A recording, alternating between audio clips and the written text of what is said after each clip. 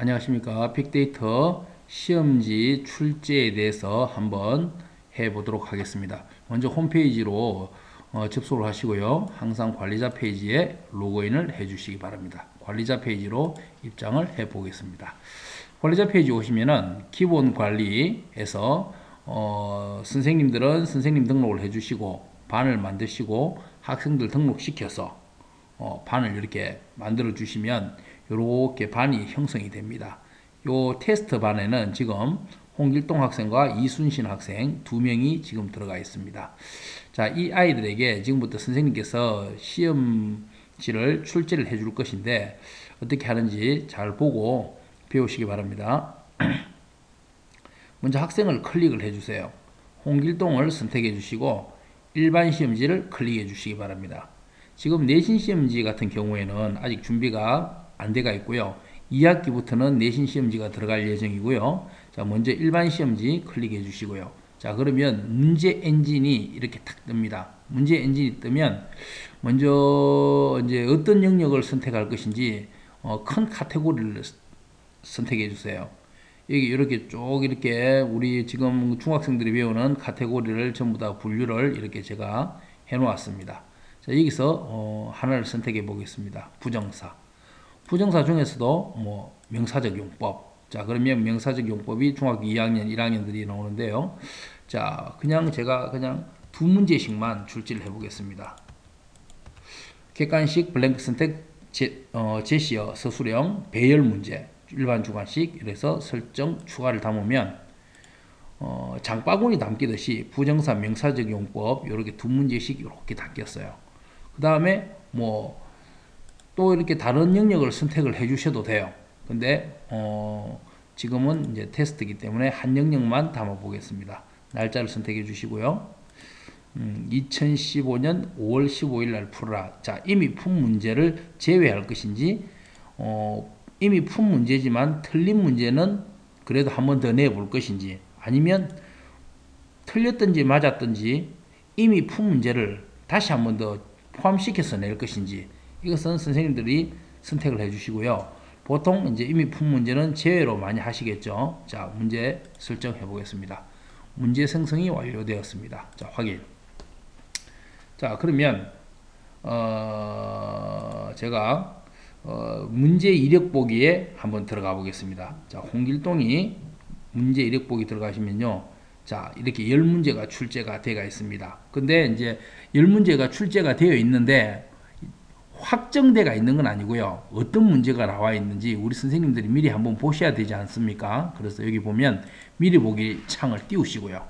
그러면 이제 선생님이 아까 그 객관식, 블랭크 선택, 그 다음에 일반 주관식, 제시어, 배열 이렇게 다 이렇게 문제가 이렇게 지금 각각 두 문제씩 출제가 되어 있습니다. 자, 그러면 여기서 이제 이 문제를 보시고 선생님께서 마음에 들지 않는 문제는 이렇게 삭제를 누르시면 삭제하시겠습니까? 뜹니다. 그러면 뭐 확인을 누르시면 이 문제는 삭제가 됩니다. 그래서 원치 않으시는 문제들은 삭제를 해주시고요. 그러면 이제 이 문제를 내겠다 하시면 최종 문제 생성을 하시든지 아니면 뭐 잘못 눌렀다면은 전부 다시 출제를 하시든지 이렇게 해주시면 되고요. 최종 문제 생성을 눌러 보겠습니다. 확인. 자, 그러면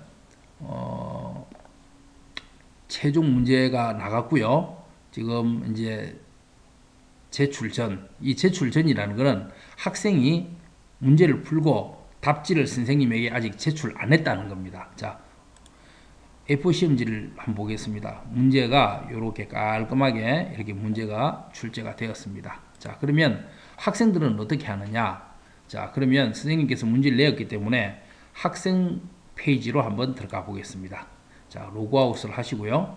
학생 페이지로 들어가셔서 홍길동이 자, 로그인을 해 보겠습니다. 자, 학생들은 주로 학습실에 입장을 이렇게 하는 겁니다. 이렇게 하셔가지고 학습실 입장 하면은 방금 10문제를 내었고요. 현재 제출 전 이래 돼가 있고 문제 풀기를 누르면 어떻게 되냐면요. 문제 풀기를 누르면 이렇게 지금 문제가 출제가 되었습니다. 자, 이 문제 풀면 다음 문제, 다음 문제, 다음 문제 누르면서 여기서 답을 체크를 이렇게 하실 수가 있어요. 자, 이렇게 컴퓨터에서 문제를 풀 수가 있고요. 그 다음에 보통 선생님들은 이것을 종이로 출력을 해서 아이들에게 나눠주고 문제를 풀고 이렇게 많이 활용할 거라 보거든요. 그러면 이제 아이들의 그 정답에 대한 입력이 종이로 문제를 출제해서 주고 난 다음에 채점을 하고 아이들의 문제 이력을 남기기 위해서는 아이들 앱, 그러니까는 아이들 요게 이제 학생들 앱입니다. 앱인데 앱에 들어가 보면 문제 풀기라는 난이 있고요. 콜로세움은 아이들이 이제 문법 배틀을 하는 그런 이제 버튼이고요. 보카는 이제 우리 앞으로 탑재될 아이들 보카 관리 프로그램입니다. 자, 문제 풀기를 클릭을 하면 일반 시험이 있고 숙제가 있고 내신 시험이 있어요. 자, 일반 시험 먼저 클릭해 보겠습니다. 클릭하면 방금 이제 이렇게 2015년 5월 15일 날 이렇게 선생님께서 문제를 내었어요. 여기를 클릭해 보겠습니다. 클릭해 보면 자, 직접 풀기가 있고 시험지 풀기가 있어요. 직접 풀기는 클릭해 보시면 선생님이 내 문제를 이렇게 종이로 출력 안 하고 핸드폰에서 바로 아이들이 문제를 풀 수가 있어요. 이렇게 체크를 이렇게 하고 바로 이렇게 문제를 풀 수가 있고요.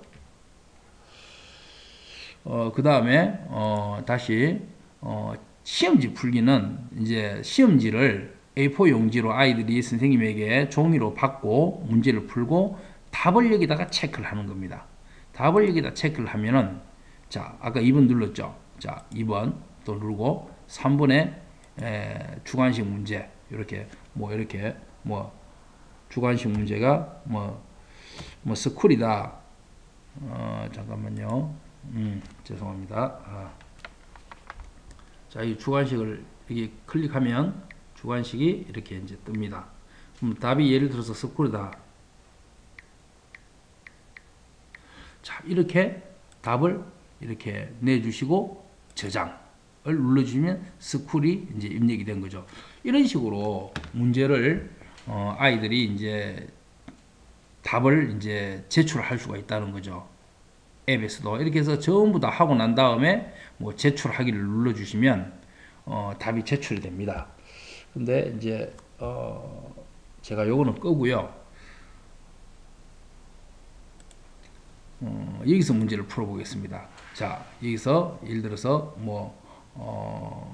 3번, 4번, 4번이 예를 들어서 우리 답이 이렇다. 예를 들어서 그 다음에 5번 제가 대충 이렇게 써보겠습니다. 6번에는 답이 두 개입니다. 자, 보시면 답이 두 개이기 때문에 답란이 두 개가 있어요. 이렇게.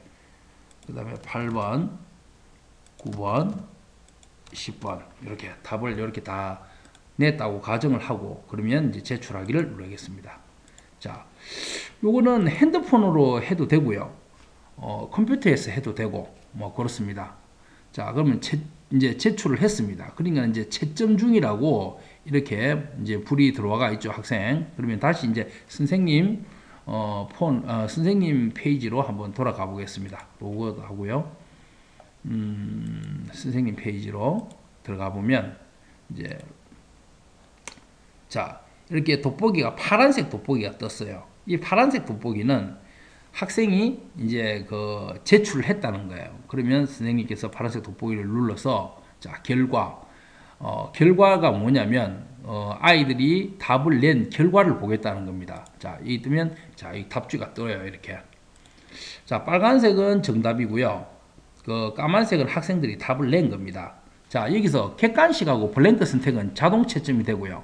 영작이나 주관식이나 제시문 같은 경우는 선생님 여기서 보고 답을 체크해 주셔야 돼요. 여기 누르면 전부 다 체크되고요. 틀린 게 이거 틀렸다. 그러면 요 세 개는 맞다는 거죠. 그러면 선생님께서 정답 처리를 눌러주시면 자, 확인 눌렀습니다. 자, 그러면 어떻게 됐느냐? 자, 보시면은 이제 바뀌었죠. 분석 결과표도 떴고, 그다음에 결과표 한번 볼까요? 네, 이렇게 아이들이 채점이 된 결과표가 뜹니다. 네, 이거는 뭐 당연히 출력해서 모아 놓으셔도 되고 어머니한테 보내셔도 되고 그거는 뭐 학원의 형편에 맞게 사용해 주시고요. 그 다음에 이제 시험지 A4 시험지는 보셨고요. 오답 출력은 뭐냐면 틀린 문제만 이렇게 출력해서 선생님께서 이거를 첨삭 지도를 해 주실 수도 있고 틀린 문제 오답이죠. 오답을 모아서 이거를 숙제로 내준다든지 또 이것만 또 따로 모아서 우리 아이들 그 시험 대비를 해줄 수도 있겠죠. 예. 자, 그러면 분석 결과표. 분석 결과표는요. 방금 부정사 명사적 용법의 50% 이렇게 나왔다는 거고요.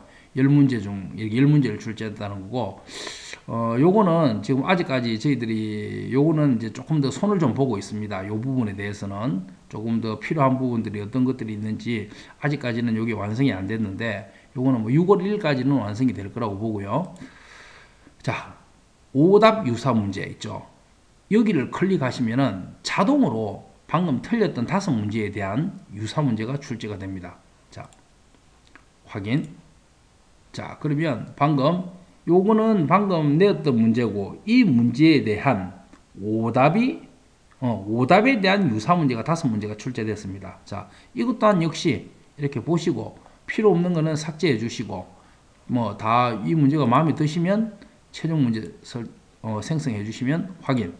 자, 그러면 똑같이 제출 전 아까와 마찬가지로 핸드폰이나 아이들 홈페이지에서 이 문제를 풀 수가 있겠죠. 자, 그러면 제가 한번 어떻게 됐는지 한번 가볼게요. 자, 요거는 이제 아이들 방금 문제 푼 이제 그 우리 아이들의 그 정답률을 이야기하는 거고요. 문제 풀기. 자, 일반 시험 들어가겠습니다. 자, 오답 유사 문제 떴죠. 오답 유사 문제. 예, 클릭해 보면 당연히 직접 풀기, 시험지 풀기.